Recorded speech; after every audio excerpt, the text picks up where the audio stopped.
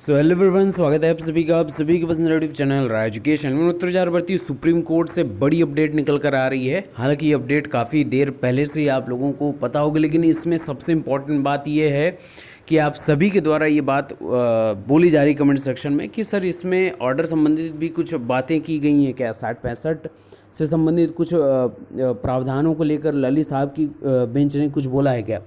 तो supreme court का बड़ा फैसला आया है और इस सुनवाई में ऑर्डर संबंधित बड़ी बात आपको देखने को मिलेगी। संशोधन पर ललित सर ने अपनी सहमति जताई है। देखिए, आपकी जो आज सुनवाई हुई है, हालांकि ललित साहब ने पहले ही बोला था 21 तारीख की सुनवाई में कि ऑर्डर आने से पहले किसी भी 69,000 भर्ती संबंधित कोई भी बात हम नहीं सुनेंगे। हालांकि इस पर बात डायरेक्टली उन्होंने सुनी है, जिसपे एएसजी सरकार की तरफ से ऐश्वर्या भाटी ने इसका विरोध जताया है कि डायरेक्टली ना सिंगल बेंच ना डबल बेंच डायरेक्टली यहाँ पर पहुँचाया गया है सुप्रीम कोर्ट में इस मैटर को। हालांकि ललित साहब ने इस बात को नज़रअंदाज करते हुए एकदम स्पष्ट कहा कि भर्ती प्रक्रिया में सम्मिलित अभ्यर्थी को नियुक्ति दी जानी चाहिए और संशोधन संबंधित जो भी प्रावधान है उसको किया जाना चाहिए। अब इससे संबंधित मैं आप लोगों को बहुत इंपॉर्टेंट एक नज़रिया दूंगा जिसको आपका इम्पैक्ट होना चाहिए इस पर। पहले बात कर लेते हैं Archana Chauhan versus state of UP 12/906/2020। इसमें सबसे इम्पॉर्टेंट बात यह है कि मैटर को डिस्पोज कर दिया गया, यानी कि क्लेरिफाई कर दिया गया है और क्या किया गया कि लीव ग्रांट कर दिया गया है, यानी संशोधन को लेकर निर्देशित कर दिया गया। अब सबसे इम्पॉर्टेंट बात यह है कि संशोधन का ये जो कार्य सिर्फ और सिर्फ अर्चना चौहान जी को मिला है, क्योंकि यही मेन पिटिशनर थी। पिटीशन इन्होंने दायर किया था, याचिका इन्होंने की थी। दूसरी इम्पॉर्टेंट बात कि आलोक माथुर साहब जो चीफ जस्टिस हैं, उनकी बेंच में एक आपके संशोधन को लेकर मैटर लगा हुआ है कल के लिए।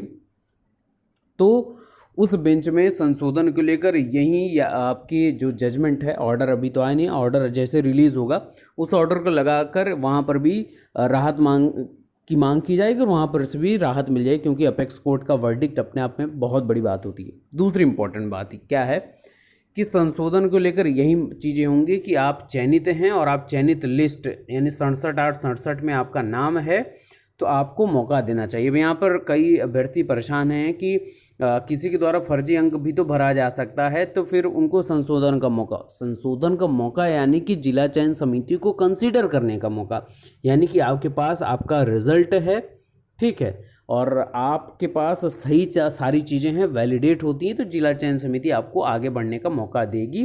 फर्जी अंक पत्र, फर्जी तरीके से आप आगे बढ़ने की कोशिश अगर में हैं तो जिला चयन समिति सीधे आपको नकारेगी और वहाँ से आपको निकाल बाहर कर देगी।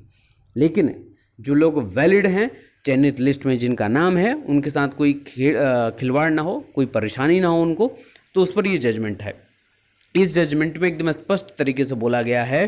अब ये जजमेंट की सुनवाई आज 2:30 से लगभग 8-10 मिनट की सुनवाई चली है और इसमें याचिका अर्चना चौहान के लिए माननीय सर्वोच्च न्यायालय ने रिलीफ ग्रांट कर दी है और एसजी ऐश्वर्या भाटी की विरोध करने पर भी मुद्दा सीधे सर्वोच्च न्यायालय में कैसे आ गया, जब जस्टिस ललित साहब ने नहीं सुना ये बात को, तो एसजी के कहने पर जनरल ऑर्डर न करते हुए पीड़ित पक्ष को संशोधन के लिए स्वीकृति दे दी और सरकार को आदेशित किया। देखिए, अब सबसे इम्पोर्टेंट बात है कि इसमें जनरल ऑर्डर नहीं किया गया है, यानी सबके लिए समानीकरण नहीं कर दिया गया। इस ऑर्डर से पार्टिकुलरली फोकस करते हुए यहाँ पर बात की गई सिर्फ और सिर्फ पीड़िता जो हैं आपकी अर्चना चौहान जी, उनको लेकर।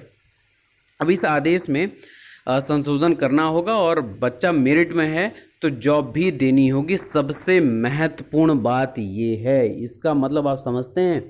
इसी लाइन को पढ़ते हुए बच्चे काफ़ी ज़्यादा उत्साहित हैं, 60-65 के पक्षधर काफ़ी ज़्यादा उत्साहित है, 67/8/67 चयनित लिस्ट के अभ्यर्थी काफ़ी ज़्यादा उत्साहित है। क्यों? इसके पीछे रीज़न जानिए कि सुप्रीम कोर्ट का वर्डिक्ट और ललित साहब का वर्डिक्ट है, यानी कि जिनको ऑर्डर आपको आज से कुछ ही दिनों बाद ऑर्डर जिसको सुनाना है, उन्होंने एकदम स्पष्ट बोला है कि बच्चा जब मेरिट में है तो आपको जॉब देनी होगी। इसका मतलब आप समझ रहे हैं कि चयनित लिस्ट में किसी प्रकार का प्रश्न चिन्ह नहीं उठेगा। तो जब चयनित लिस्ट में किसी प्रकार का प्रश्न चिन्ह नहीं उठेगा तो 60-65 भी अपने आप में फिक्स्ड है। दूसरी इंपॉर्टेंट बात कि जब यहाँ पर इस बात को आप, जो लोग ऑर्डर से संबंधित अभ्यर्थी हैं वो इस बात को समझ चुके हैं, इसी वजह से आपके कमेंट आ रहे थे। तो मैंने इस चीज़ को बहुत अच्छे से एनालाइज किया, तो मेरी भी समझ में आया कि बात बिल्कुल सही है। अगर इस प्रकार का इनके द्वारा वर्डिक्ट हुआ है ललित जी के द्वारा कि बच्चा मेरिट में है तो उसको जॉब भी देनी होगी, तो ये अपने आप में काफ़ी ज़्यादा ऑर्डर को प्रेरित करता है कि ऑर्डर किस पक्ष में आने वाला है। 60-65 को काफ़ी ज़्यादा सपोर्ट करता है और चयनित लिस्ट 67-68 में किसी छेड़छाड़ की गुंजाइश को भी कम करता है। हालांकि क्या होगा क्या नहीं होगा ये महादेव जानते हैं और आपके जज साहब जानते हैं, लेकिन उम्मीदों के अनुरूप आपके कमेंट्स जिस प्रकार के आ रहे थे उस पर ये सहमति बनती है जज साहब की ये वर्डिक्ट को देखते हुए। बाकी के लेटेस्ट अपडेट के लिए बने रहिए। और जिला चयन समिति जो लोग वैलिड लोग होंगे उनको मौका देगी संशोधन का। ये मैं बार बार नहीं 1000 बार बोला हूँ इस बात को।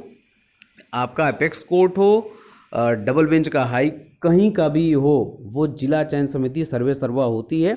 अगर आपको देखेगी कि आप वैलिड हैं, आपके पास जो डॉक्यूमेंट हैं वो वैलिड हैं, आपको मौका मिलेगा। वैलिड नहीं है तो आपको मौका नहीं मिलेगा किसी भी प्रकार से, इस बात को तय मानिए।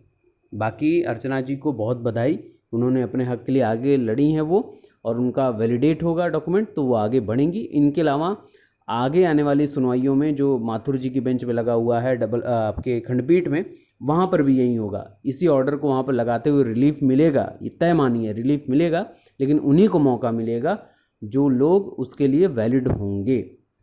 Best of luck, thank you so much.